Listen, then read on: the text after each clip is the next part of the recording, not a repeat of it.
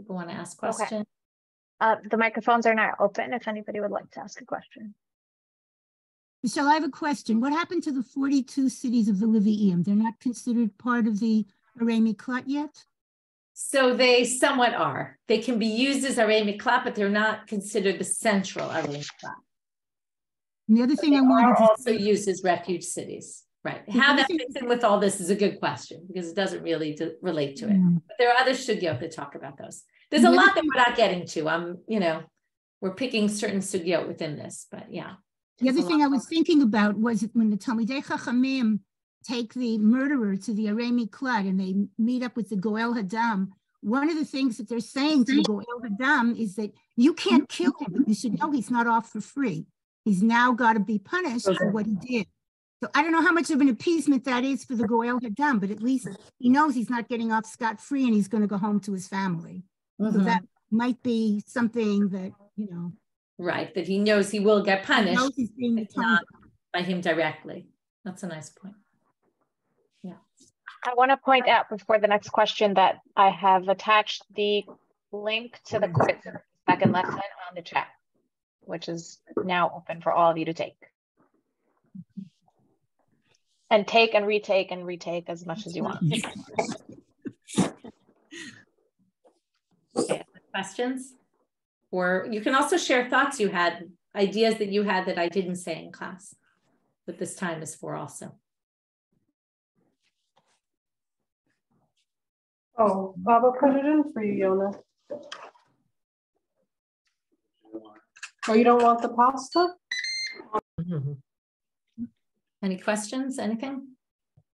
Well, you mentioned the grazing land, and that's yesterday when I was looking at it, I was wondering if that meant, I didn't think of forests, but I thought of, pastures that maybe they were more stretched out. They were more stretched out, spread out.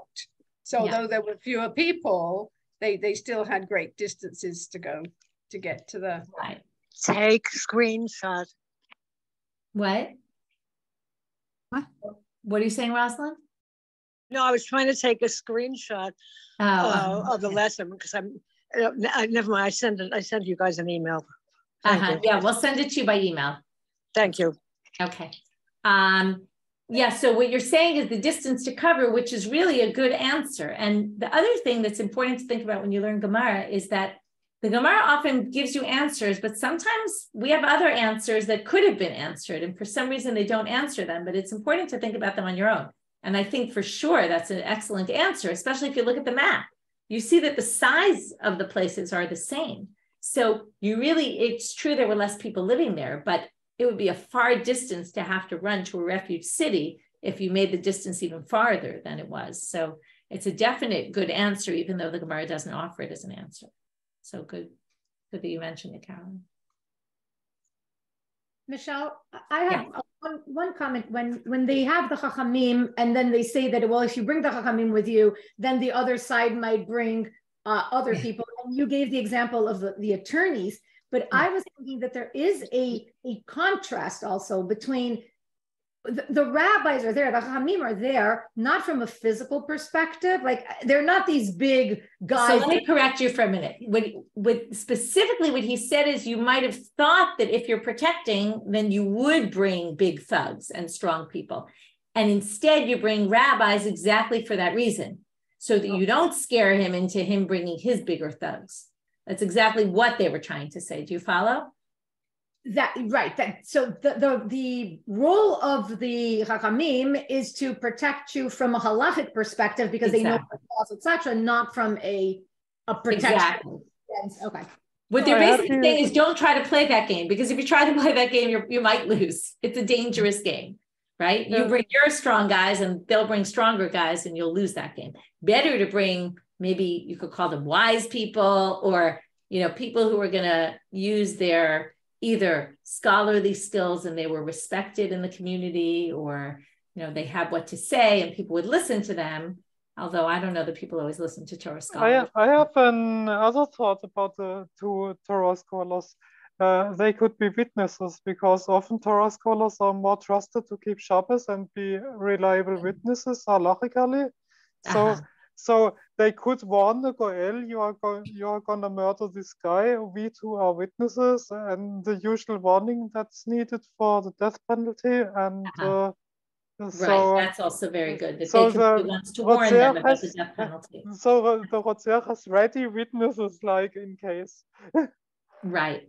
One thing you're going to see if you do the Daf Yomi, we're getting up to Sota next, and I want you to remember when we get there that when they're on the way to the temple, the husband, when he brings the wife, when he accuses her, they also have two Talmidei Chachamim that keep them company.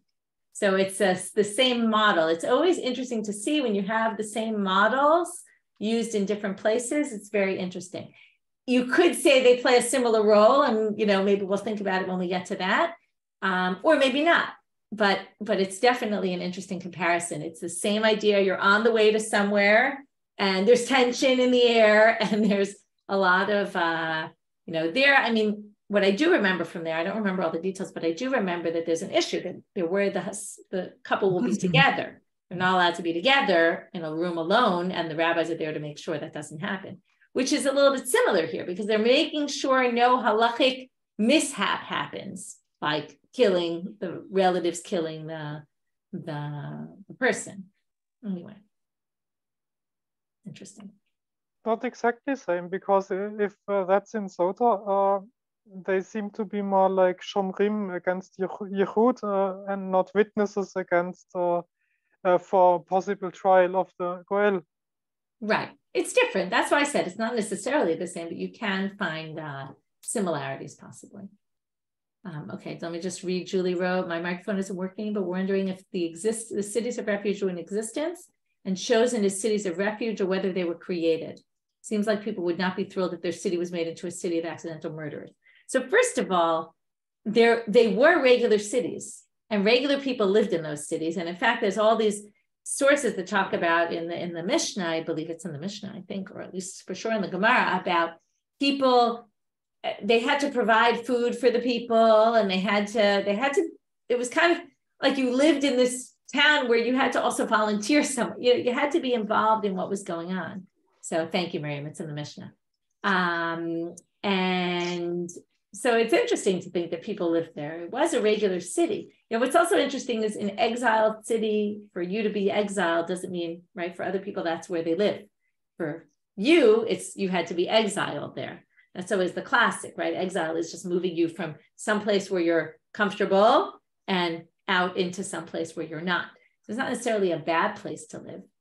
And again, whether you don't want to necessarily be living in a place where there's accidental murderers, I don't know. It's not like they're intentional murderers, and they weren't careful, but your hope is that now that they're in the Ir Miklat, they feel remorseful about what they did and will be more careful next time so they don't do it again. Does your family come with you? What? That's a good question. I was trying to find it. It's not so clear to me. Your rabbi comes with you if you're a student. Rabbi comes with you. I never understood that. But that's if you're a student and you have a rabbi. It's not like everybody had a rabbi. And the rabbi, all his students come with him, which is hard to understand. But what I was saying, Chavrita, with some people is that I'm not sure how much is that is a concept, because there they say basically your rabbi comes with you because you need your rabbi to live. And you're supposed to be able to live in the Ir Miklat. You're not supposed to go where you're going to die. And basically now having your rabbi is like dying. But hard to imagine that the rabbi really went there, because then he leaves all his other students behind. Mm. So it could be that they're talking about a concept, that it's as if, I don't know if it really actually happened that the rabbi went. No, I was trying to find out about the family. I couldn't find the Rambam. I couldn't find that he addressed it. Because then the question is, who takes care of the family while you're in the Ir Miklat? Right. You've got a widow that isn't a widow, but who's he gonna rely on? Right.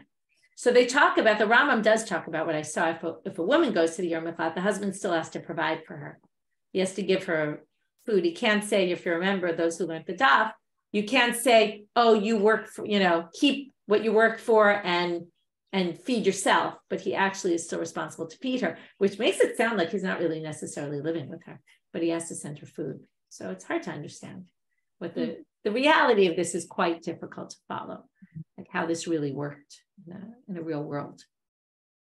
But, it's a great question, like all these questions, like we were talking about Sota. How often did it happen? Did it ever happen? You know, how often did people go to these refuge cities? You know, it's a good question. I mean, I'm sure accidental murders happen, but really use them, and did it all really work the way it's supposed to? Was there, what would have happened if a person killed accidentally and went to an Ir Miklat and then killed accidentally again? In the Ir Miklat. I mean, what would... That would be difficult. I think they would just stay there, but it would be a little hard. Yeah. This is another example of a system that it's a system, but it's not perfect. It doesn't cover every angle, every possible scenario. Okay, thank you everyone for coming. Hey guys. Thank you. Thank you, Michelle. Thank you, Michelle. Thank you. See you tomorrow morning. See you tomorrow morning. Thank you. Bye, everybody. Thank you so much. Thank you, Maggie. Yes, thank you, Maggie, very much.